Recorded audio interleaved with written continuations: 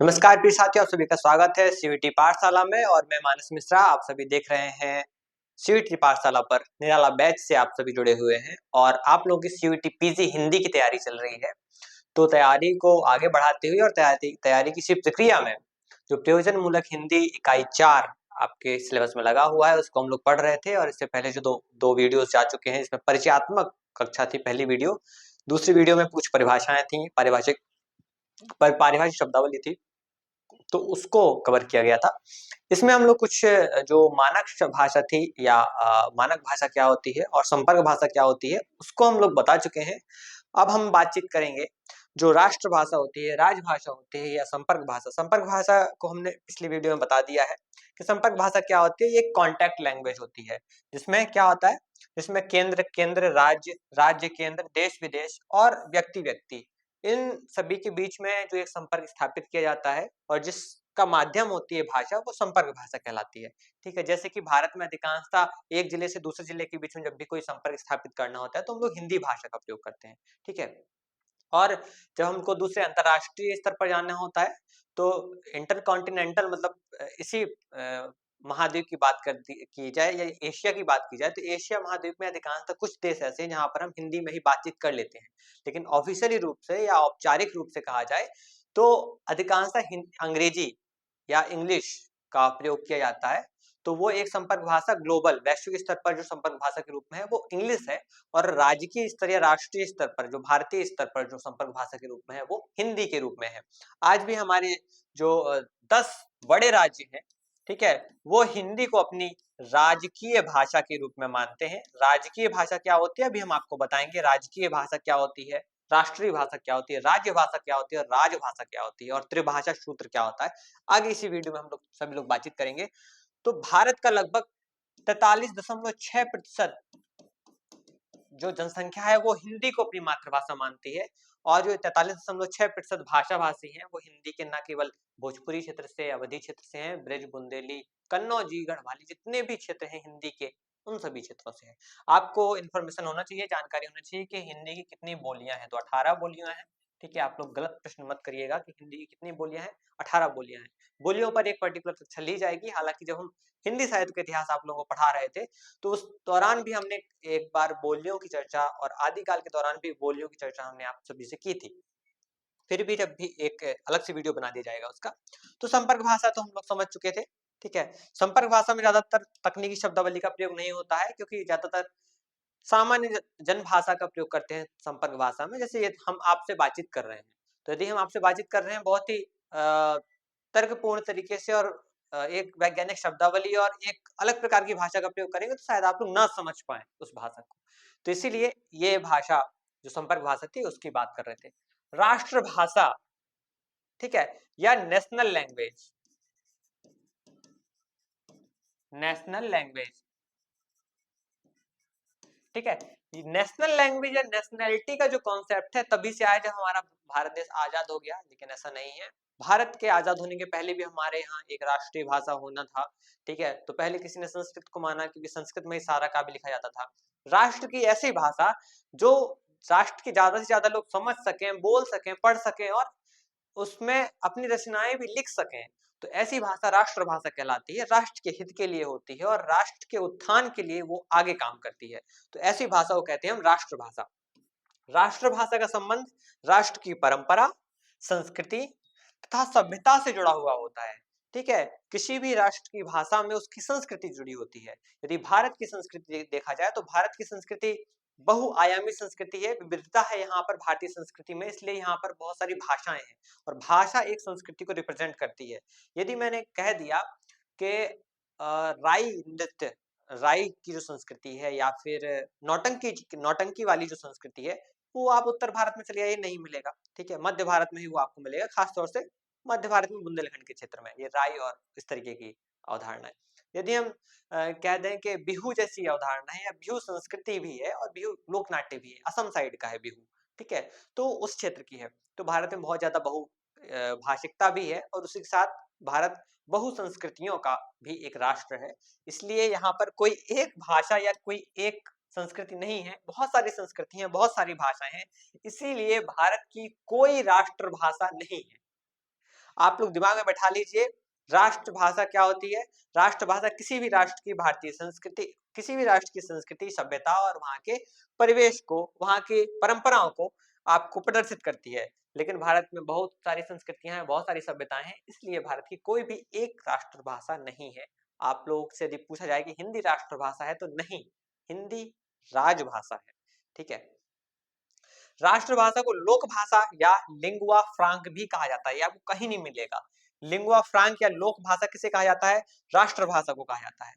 प्रयोग, संपर्क और अन्य व्यवहार में समस्त राष्ट्र से अधिक लोग जिस भाषा का या जिस भाषा को राष्ट्र के अधिक से अधिक लोग सीख लिख लेते हैं, बोल लेते हैं, पढ़ लेते हैं या समझ लेते हैं, और जो राष्ट्र की आत्मा को सक्षमता से पहचान कर उसे अभिव्यक्ति प्रदान कर सके, ऐसी भाषा को राष्ट्रभाषा कहा जाता है। तो कैसी भाषा हो? भाषा ऐसी हो कि राष्ट्र के उत्थान के लिए राष्ट्र की संस्कृति, राष्ट्र की परंपराओं की अभिव्यक्ति कर सके। राष्ट्र की आत्मा क्या होती है? राष्ट्र की आत्मा राष्ट्र के जन होते हैं, लोग होते हैं, लोग की संवेदनाओं को अभिव्यक्त कर सके, तो ऐसी भाषा होती है राष्ट्रभाषा। ठीक है।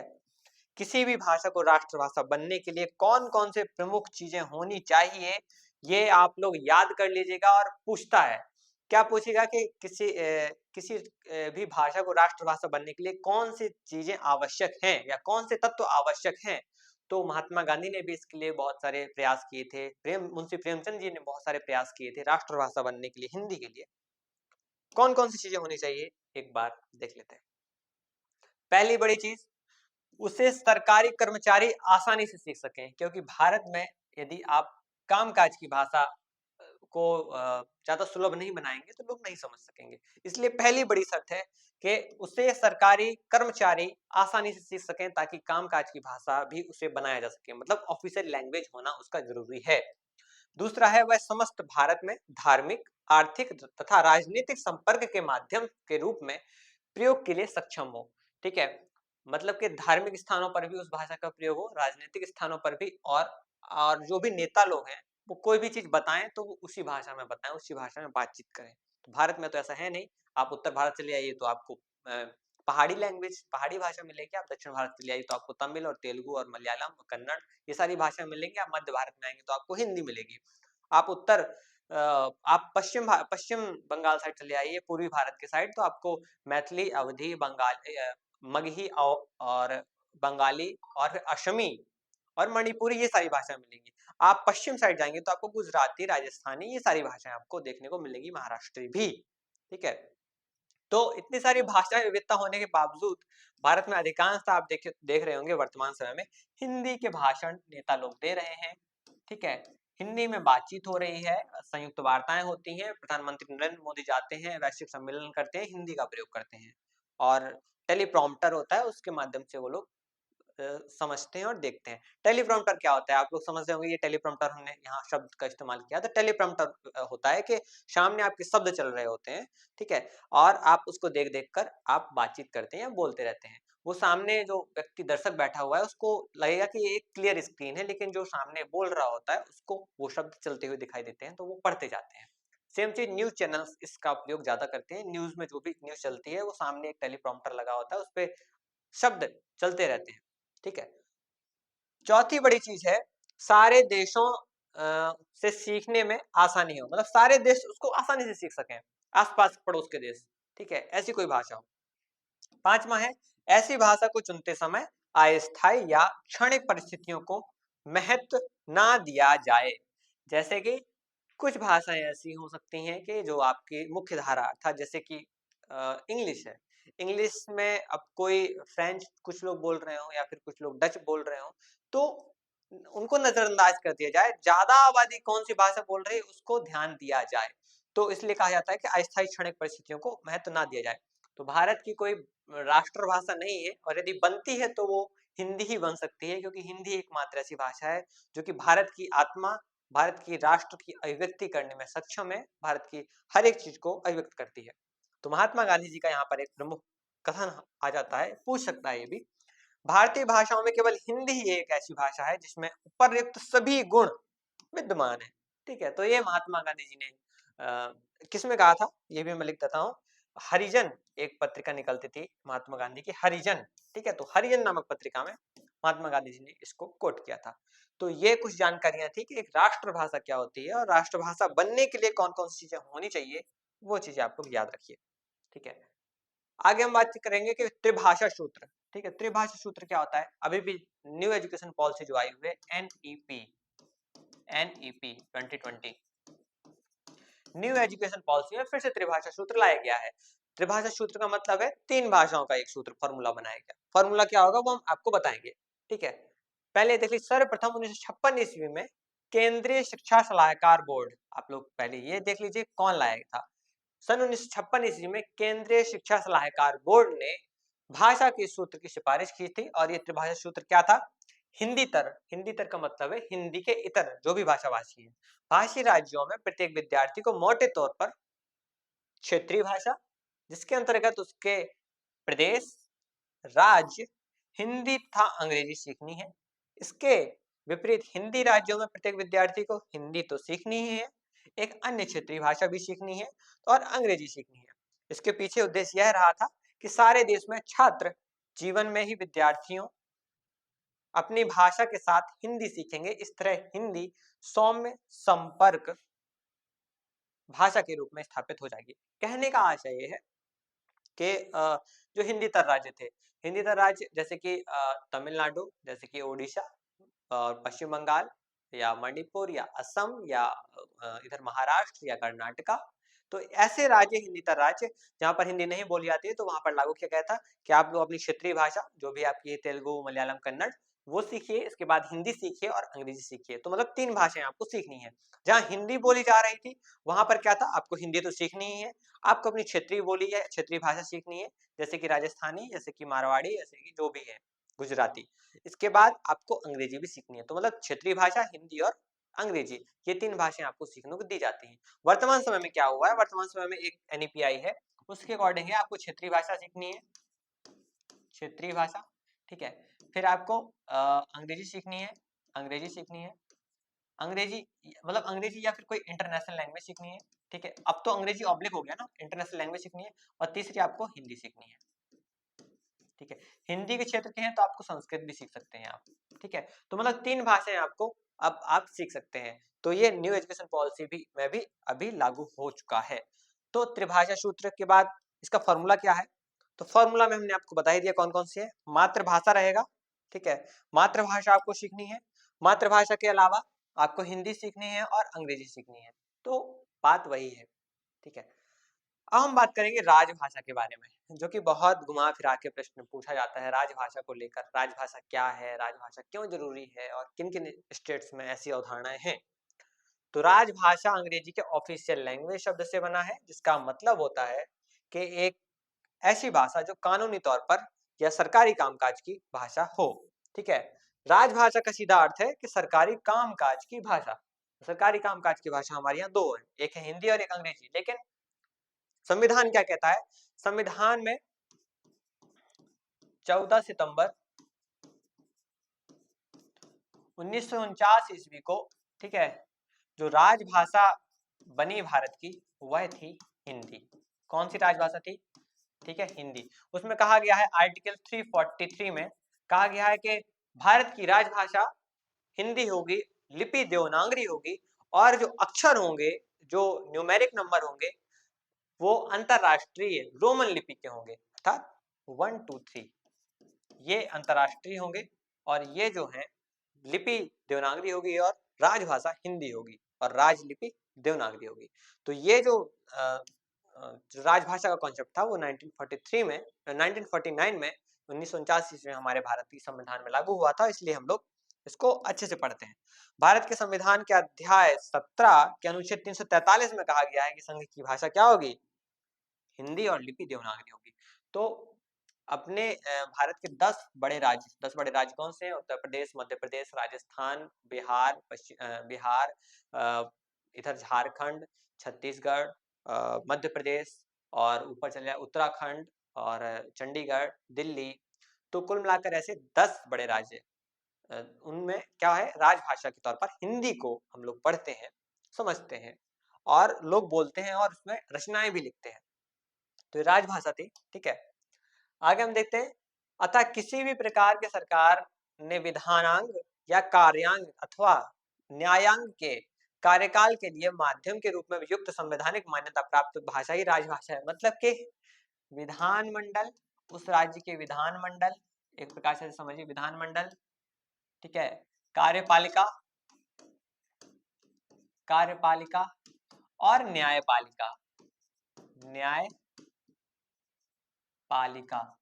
तो इन सभी की भाषा संविधान द्वारा, और जब इन सभी में कोई भाषा लागू होती है और वो भाषा जब एक ऑफिशियल रूप में आती है तो फिर वो राजभाषा कहलाती है।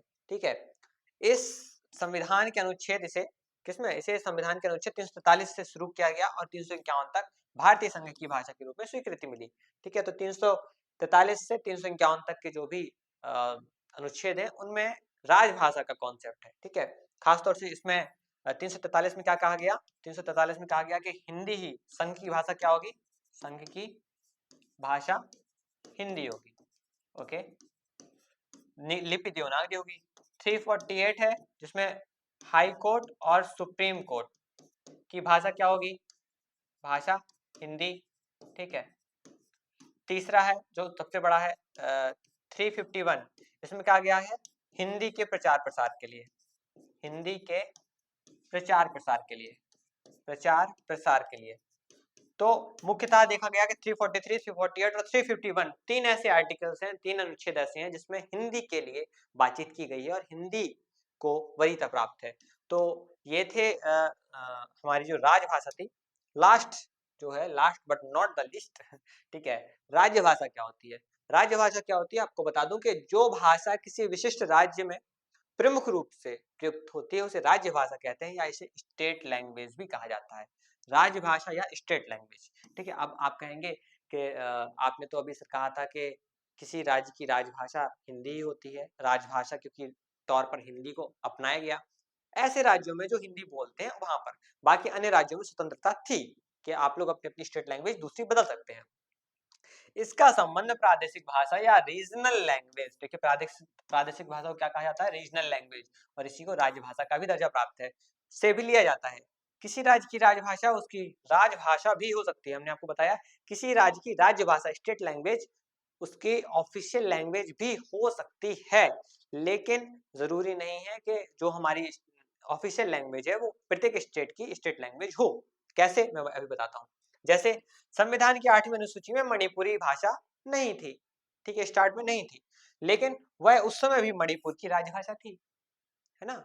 मणिपुर की जो भाषा है पहले संविधान में नहीं थी। पहले कितनी भाषा थी, 15 भाषा थी ना स्टार्ट में, तो इसके बाद फिर ऐड हुई और अब कितनी है, अब टोटल 22 भाषाएं हैं, 22 कितनी है, 22 टोटल। तो पहले तो ऐसा नहीं था, लेकिन जब मणिपुर, लेकिन उस समय भी मणिपुर क्या थी, वहां की राजभाषा थी। और आपको बता दूं मणिपुर की अभी जो भाषा है वो कौन सी है, एकमात्र स्टेट है भारत का जिसकी राजभाषा इंग्लिश है।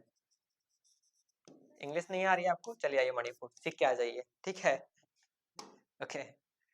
और अब हम जो बातचीत कर लेंगे आगे वाली वीडियो में वो प्रयोजन मूलक, यहाँ प्रयोजन है, प्रयोजन मूलक हिंदी के प्रमुख तत्व हैं, पारिभाषिक शब्दावली कुछ हम आपको बताएंगे, अनुवाद प्रक्रिया और भाषिक संरचना क्या है, इन सब के बारे में अगली वीडियो में जानकारी लेंगे। तब तक बने रहिए मेरे साथ, सीवीटी पाठशाला के साथ, और जो जानकारी चाहिए होगा आप मेरे व्हाट्सएप पर भी मेरे भेज सकते हैं। और आप लोगों को बता दो कि टेस्ट सीरीज शुरू हो गई है, तो जिन भी विद्यार्थियों को टेस्ट सीरीज ज्वाइन करना है और चूंकि पेड रहेगा वो क्लासेस, तो उसमें आप लोग ज्वाइन कर सकते हैं। टेस्ट सीरीज की जितने भी हैं और सॉल्व होंगे, लगभग पिछले 10 से 12 साल के जो पेपर हैं उनको आपको सॉल्व करवाया जाएगा। सीवीटी लगभग 2021 से आया हुआ है, तो 2021 के बाद के जितने पेपर होंगे उनको आपको करवाया जाएगा। साथ ही डीयू, बीएचयू, जेएनयू के प्रीवियस ईयर पेपर भी सॉल्व करवाए जाएंगे। ये सारी चीजें आपको पेड क्लास में मिलने वाली हैं। कुछ क्लासेस आपको ऑफिशियली ग्रुप में डाल दी जाएंगी, और जो प्रैक्टिस सेट है, कुछ प्रैक्टिस सेट तो यूट्यूब पर फ्री रहेंगे जो आप लोग देख सकते हैं, कोई भी देख सकता है। बाकी जो पेड रहेंगे प्रैक्टिस सेट वो आपको ऐप के माध्यम से मिल जाएंगे, या जो दिया जा रहा है नंबर उस पर आप इंफॉर्मेशन ले सकते हैं। मेरे साथ बने रहिए, धन्यवाद, और निराला बैच ज्वाइन करने के लिए भी धन्यवाद आप सभी का। आप सभी तैयारी करिए, 21 मार्च को आपको पेपर है। जय हिंद साथियों।